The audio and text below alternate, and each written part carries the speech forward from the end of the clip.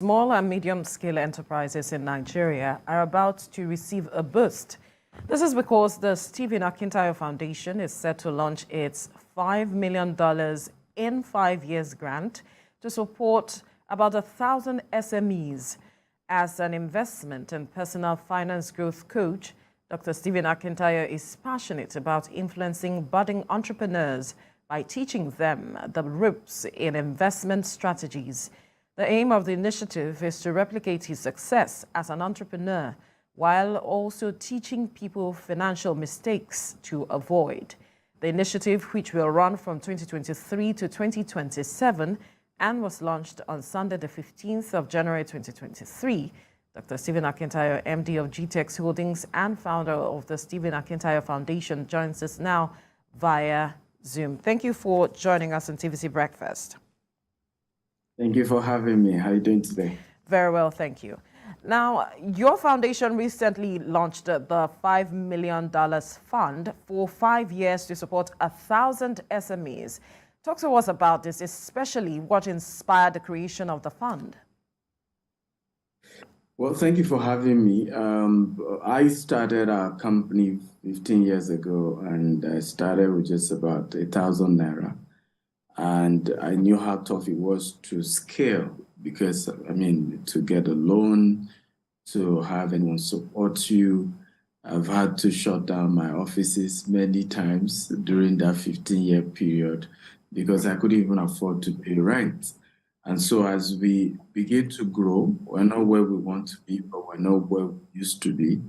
I felt that we gain a lot of experience, exposure, that we can pass on to younger entrepreneurs. So we started this during COVID-19 when we realized that a lot of businesses were struggling, but it wasn't this structured. So giving some people $1 million naira to support their business, some people 500,000. But now we've come up with a fund for the next 5 years that is very structured. It grows by the time. This year we're only giving 24 people. Next year, it's increased to 48. 2025, it increased to 120. And that's how it grows. So in total, we then have about 1,000 by 27. Now, could you give us a better insight, especially a breakdown of how the fund is to be dissipated in terms of percentage? Well, basically, what we've done is $5,000 grants per entrepreneur. The process is very simple. You apply on Akintayo University, MrAkintayoFoundation.com. That's the website to apply. We have different categories of applications. We have agriculture, we have renewable energy, we have tech, we have young artists. So we have different categories, about 12 of them. So you pick which one fits your own current business, and you can then apply. We shortlist top 50, and those top 50 will have opportunity to be promoted on my own platform, email, and social media, so that we're also giving them visibility. And then from that top 50, we select top 10 that would pitch on an Instagram live. And from that top 10, we pick just 2 for this year. So every month, two people will be picked this year, and that accumulates into 24 for 2023. Now, next year, it's increased to 4 people per month. That gives us 48. The year after, it increased to 10 per month. And then the year after, it increased to 20. And like that till the 2027 when it's going to be elapsing. Hopefully, we may be able to extend it or not, but it's up to the organization funding. So majority of the fundings is coming from GTEX Homes, real estate arm, where we launch a 1,000 housing unit. So a portion of what's coming from that is going towards supporting these SMEs. Now that you have told us how you came about the funding, let's look at who are those that can take advantage of this. Are we looking at existing businesses or startups, and how many people can actually come together maybe as clusters can they take advantage of this? Okay, very good question. So first of all, it's for startups, but they've started. We don't want just ideas. Ideas are good, but until they are, acted upon, they're just in the air. And many people also have similar ideas. So we're looking for people who have just started a business, but it has started. You've been able to demonstrate the value you bring to the marketplace. You have been able to demonstrate that people are willing to pay for that value. And then we're hoping that the $5,000 grant helps you to scale it even more. Those are the kind of people we're looking for. Of course, partners, if there are 2 founders or 4 founders who started the company, why not? They can apply, but it's just individual companies that are applying, not like a group of companies. We also advise that if your company is a bit stable, you don't need to apply, so that you give chance for a lot of other younger businesses to be able to leverage on it. We're also giving the money. It's not as if we have all the money. We're looking for money to build our houses as well. So everybody always needs money in business. But it's out of the little you're making. If you have a heart to say, can we channel a portion to still help as many people as we can? That's all we're doing. It's not as if we have money or we have everything all figured out. No. Right. So is there the possibility of perhaps increasing this funding from what it is now, $5 million, to perhaps 10, 15 in coming years?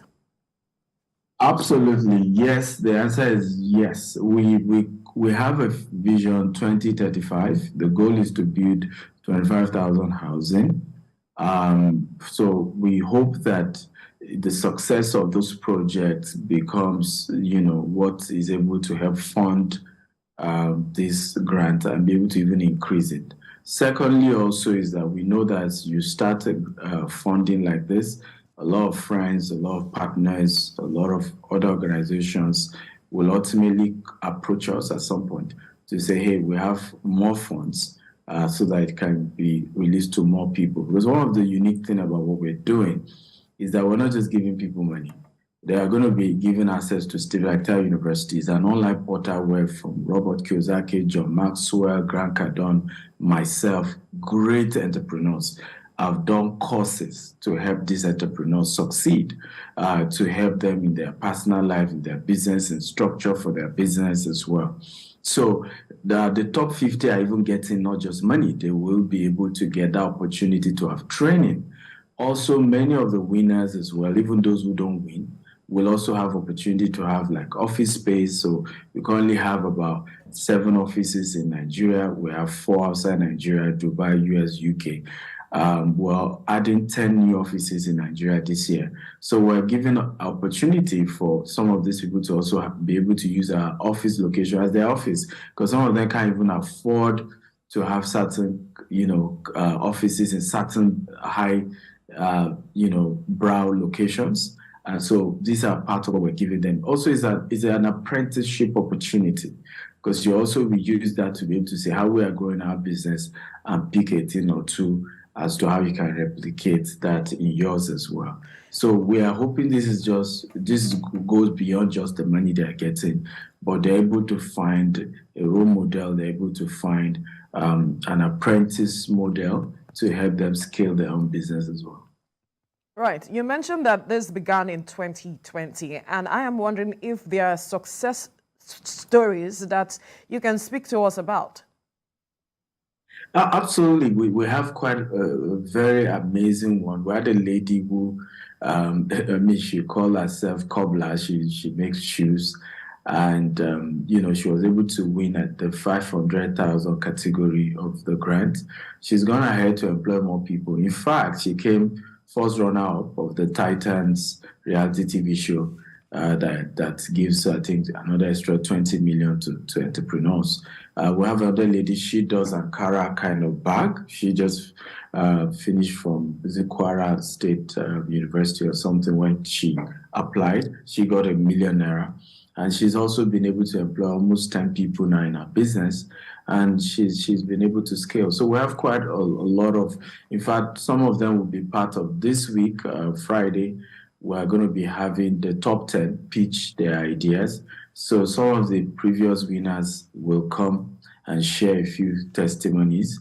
Then on Saturday, we have an international US based business founder. In fact, he happens to be one of the top real estate companies in the whole of US.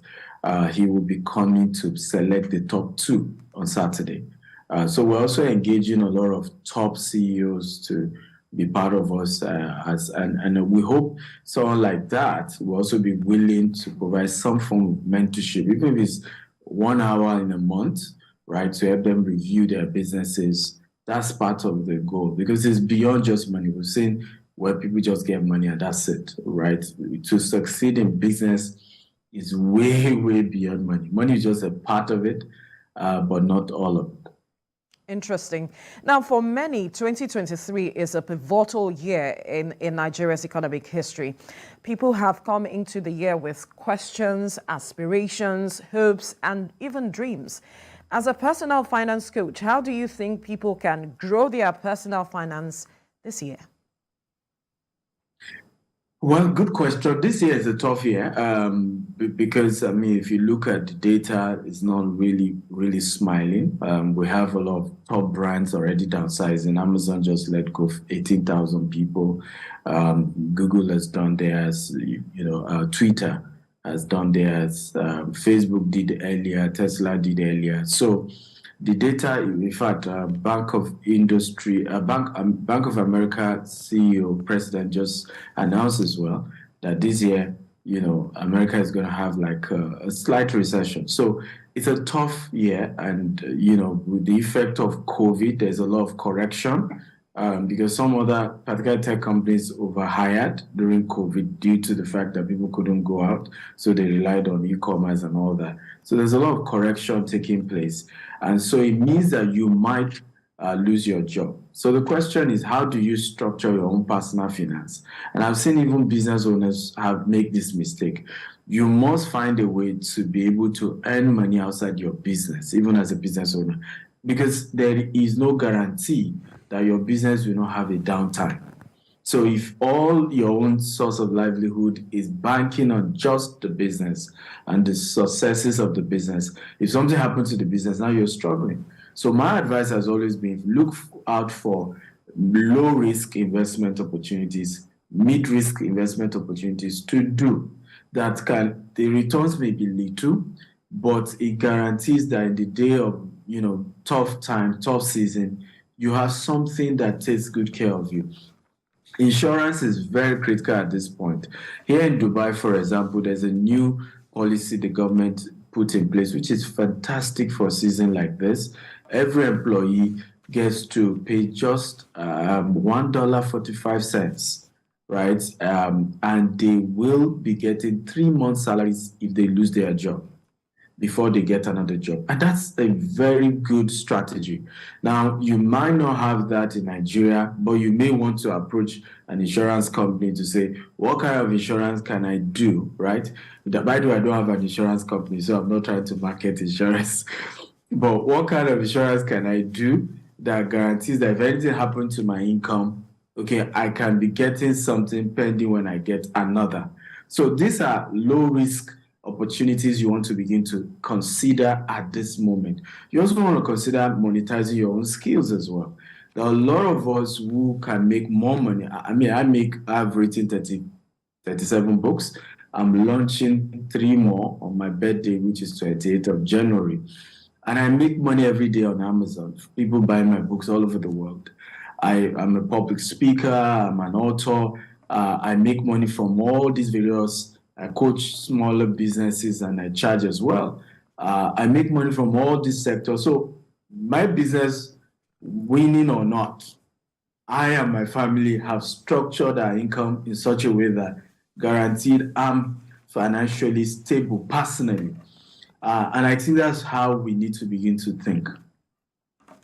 Now, real estate remains a big money market for investors. As a major stakeholder in the real estate sector, we know you have, some dealings in Nigeria, Dubai, UK, and the US. What do you foresee for the sector globally, and how can Nigerians partake in the benefits?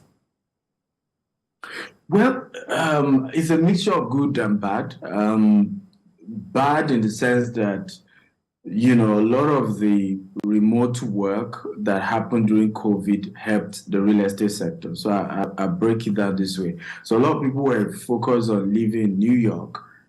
People were living in California and some other big cities were able to move to not so big city, for example, let's say Dallas, and were still able to keep their job in New York because there was a lot of remote work going on.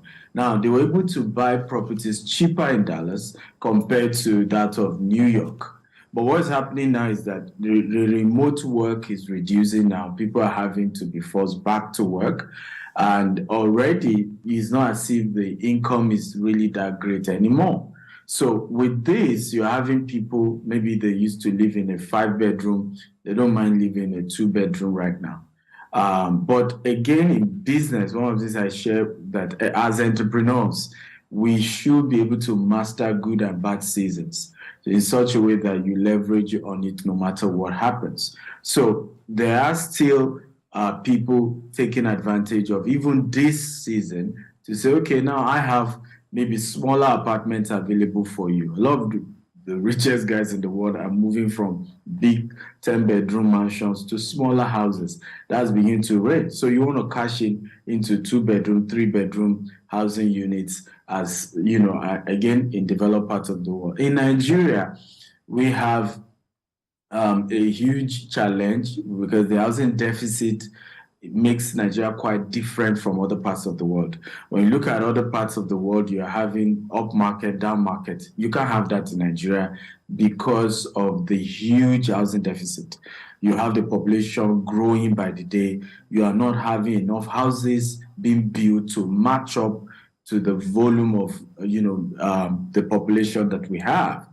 So that's becoming an advantage for real estate developers. But the major challenge, of course, in Nigeria is funding, because we were not necessarily able to access liquidity to be able to build as much houses as we want. I hope some program by maybe CBN, federal government, can come up that support real estate developers so that they can scale faster, build more houses, and also something to make the houses as well accessible. I won't even say affordable, accessible. Can I pay in 30 years instead of the current? Most mortgage companies in Nigeria are like between 10 to 15, and it's even difficult to access.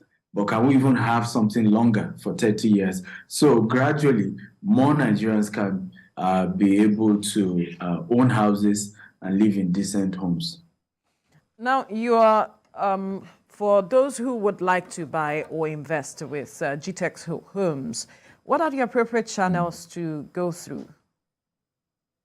Well, they can visit our website, gtexhomes.com, our social media handles as well, or just call the office. If you Google GTEx Homes, you see the various branches, here in Dubai, US, UK, or Nigeria. We are very well spread in Nigeria, and we're even having more locations opening up in Nigeria as well. We are into houses, we're into land, and we're also into off-plans. Off-plans are the most accessible for us, being that we're able to use your money to build the houses gradually. And with this, the prices will be lower because you have a 3-year to pay us and 3 years for us to deliver your house to you. And no party is under pressure because the payment schedule is a lot more flexible.